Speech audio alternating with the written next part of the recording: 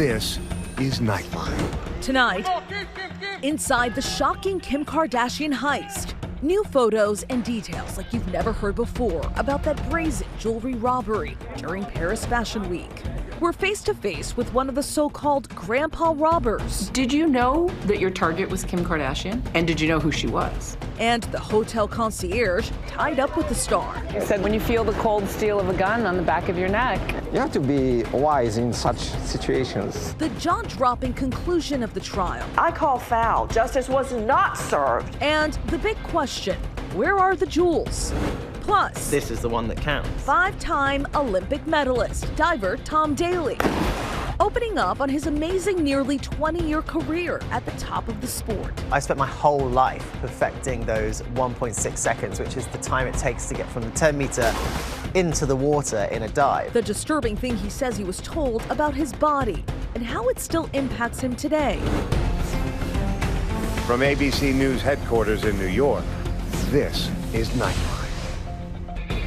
Good evening. Thank you for joining us. I'm Stephanie Ramos. Tonight, new and exclusive details of Kim Kardashian's harrowing heist at gunpoint in Paris from two men who were there. One of them, also a victim, restrained next to her, and the other, one of the thieves. Here's Nightline co-anchor Juju Chang.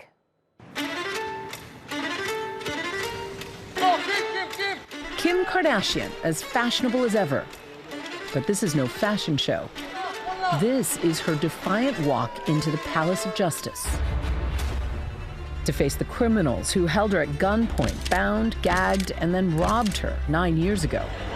10 suspects on trial, some now in their 70s, dubbed the grandpa robbers by the French media. This is not the apple dumpling gang as they have been portrayed, the grandpa robbers. This was an armed robbery kidnap. We traveled to the City of Lights where that notorious jewel heist went down. Now, two of the men who were there that night telling us new details. And the shocking outcome only prompting more questions. This is not America. That was wild to me.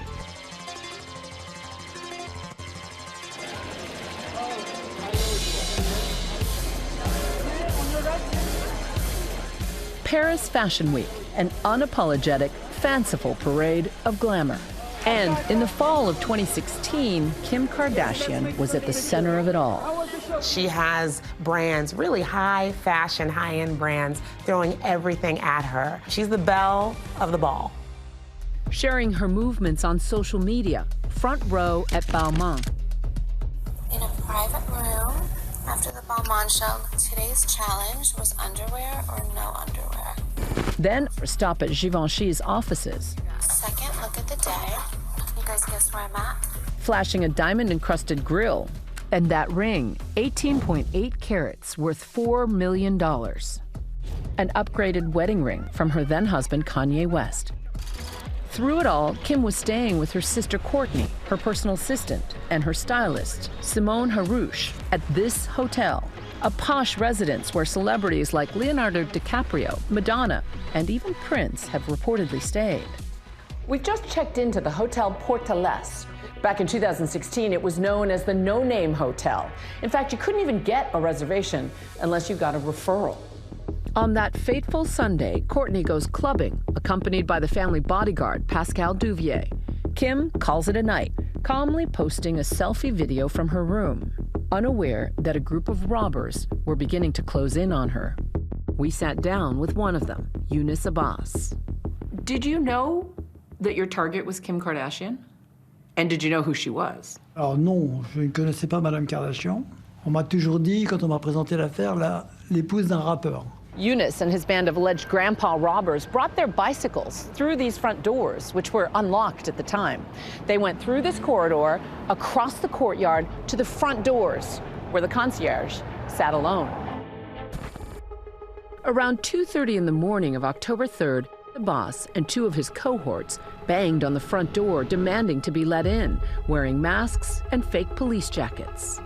Abbas emphasizing fake. On a mis les caouets police, où c'était marqué police, c'était juste des caouets, c'était pas des uniformes de police, c'était juste un parapluie, puis il y avait marqué police. Et donc il a frappé à la porte, il a demandé où il a appelé le concierge, il a dit ouvrez, police. Dès qu'on est rentré, on l'a entouré.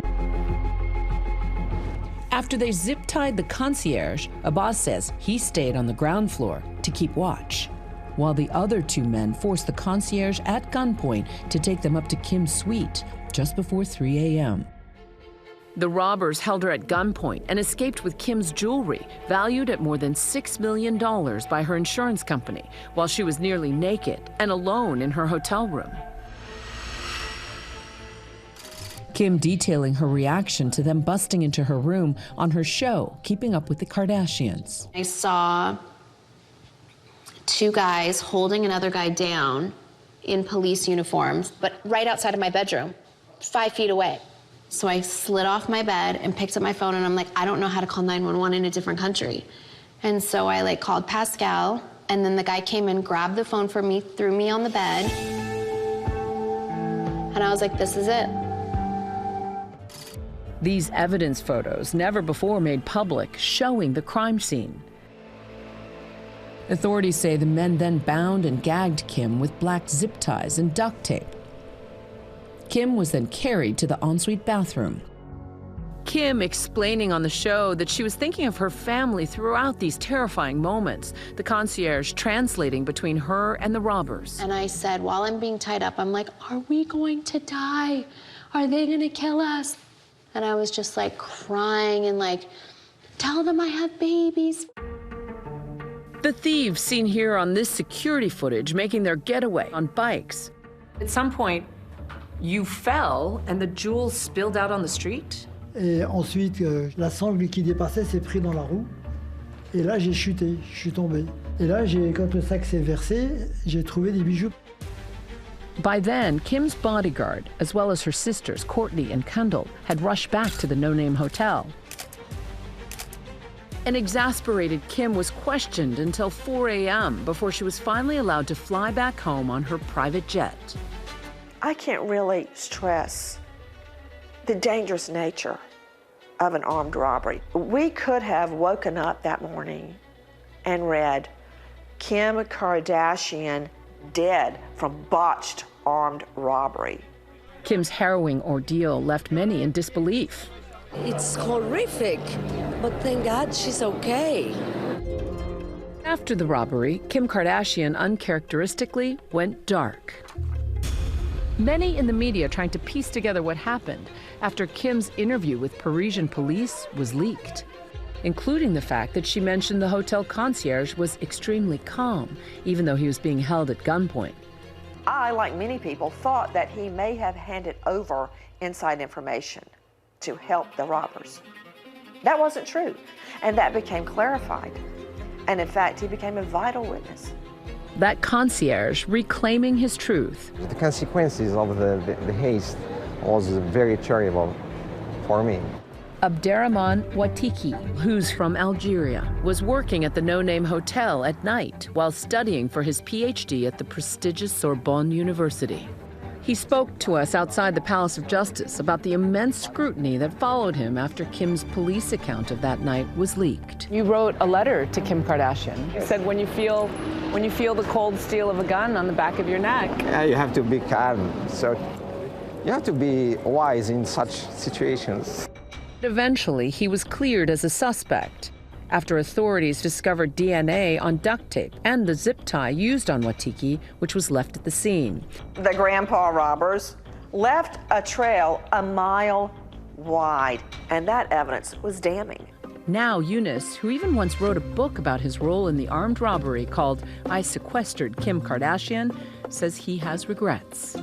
Some people think the timing of your regrets has everything to do with the timing of this trial. Oui, parce que c'est la première fois que j'ai une affaire comme ça, où les victimes sont vraiment traumatisées. Finally, after nearly a decade, the trial begins. All 10 defendants came to court every day. 9 men, 1 woman, ranging in age from 35 to 79. A crush of reporters and police descending onto the courthouse for the trial's biggest day as the 44-year-old was set to testify. Kim shows up in vintage John Galliano skirt outfit, a $3 million necklace that was 52 carats, diamond ring, diamond earrings, anklet, diamond, diamond, diamond. 10 days later, a verdict in the Parisian Palace of Justice. Eunice Abbas and his victim, the former concierge, under the same roof one last time. Kim Kardashian did not attend the final hearing. What are you expecting from today? Justice. Hours later, the big news. 2 suspects were acquitted. Everyone else found guilty, including Eunice Abbas. But to the world's shock, not one person was sent back to prison, many credited with time served or given suspended sentences. C'est quelque chose que vous vous attendez? The judge said they were too old and had too many health problems, and he wanted to be very lenient on them because of that. As for Kim, who spent years advocating on behalf of incarcerated people, she said in a statement, "While I'll never forget what happened, I believe in the power of growth and accountability and pray for healing for all. I remain committed to advocating for justice and promoting a fair legal system." I respect Kim Kardashian, but I call foul. Justice was not served. And if she doesn't want to say it, I will say it for her. They should be in jail for what they did. Our thanks to Juju. For much more on this story, make sure to watch Impact by Nightline, inside the Kim Kardashian heist, that's streaming on Hulu. When we come back, 5-time Olympic medalist Tom Daley, the shocking comment about his body he still can't shake, and the advice he has for upcoming athletes.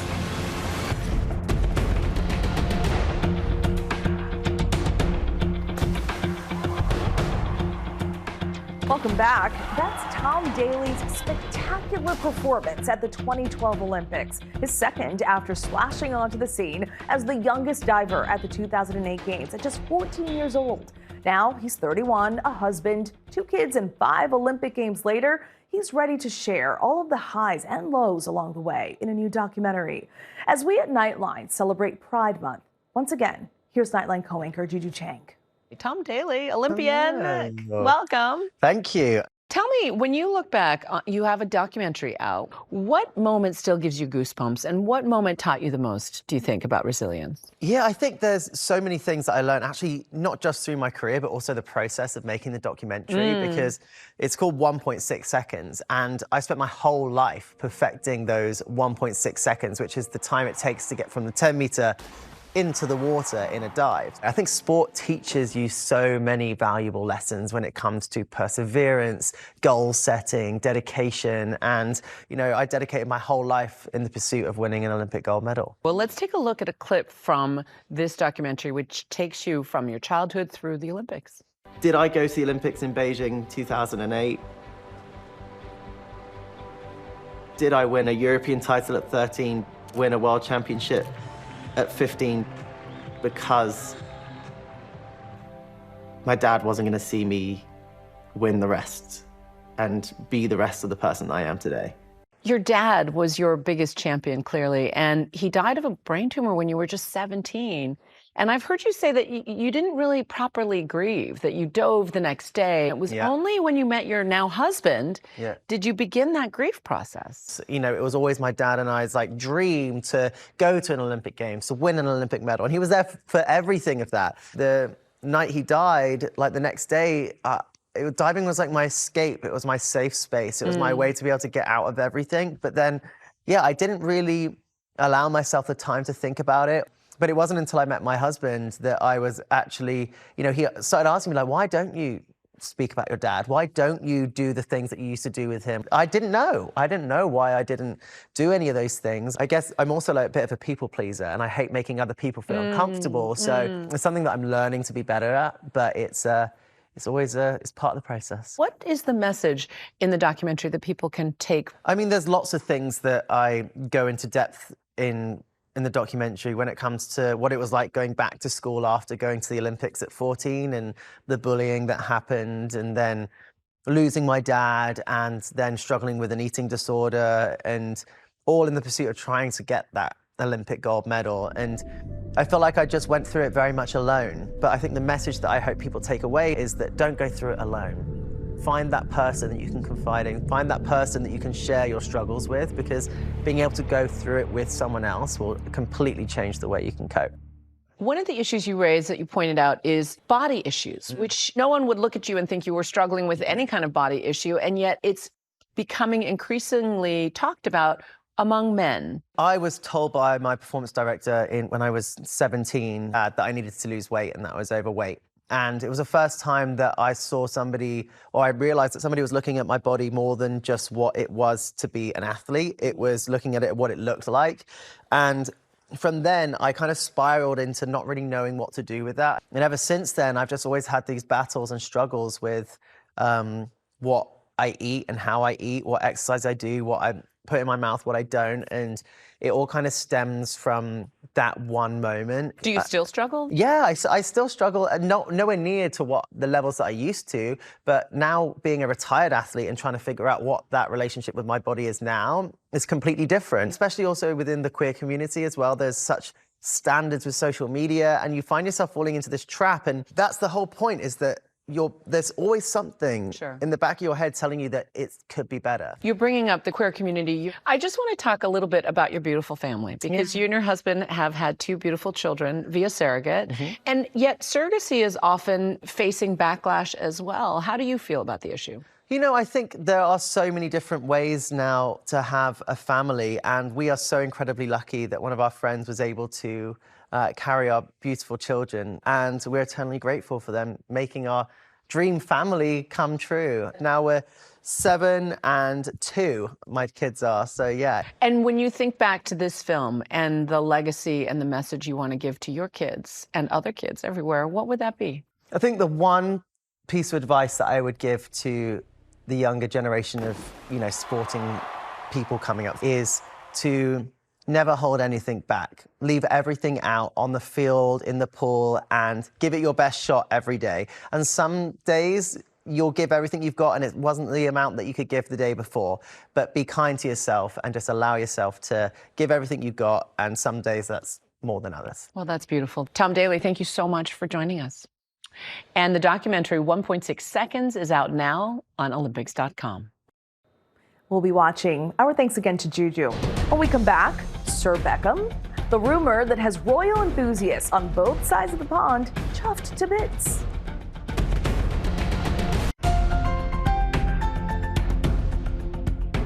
Finally tonight, at long last, a knighthood is set to be in the future for David Beckham. The Sun exclusively reporting that the pro footballer will become Sir David in King Charles's birthday honors list next week. His fashion designer wife, Victoria, aka Posh Spice of wannabe hitmakers The Spice Girls, So tell me what you want, what you really, really want. I wanna would then take the title of Lady Beckham. The Sun reports that David Beckham has longed for knighthood for years. Good things come to those who wait. That's a saying, right? Congrats. That's Nightline. You can watch all of our full episodes on Hulu. We'll see you right back here tomorrow. Thanks for staying up with us. Good night, America.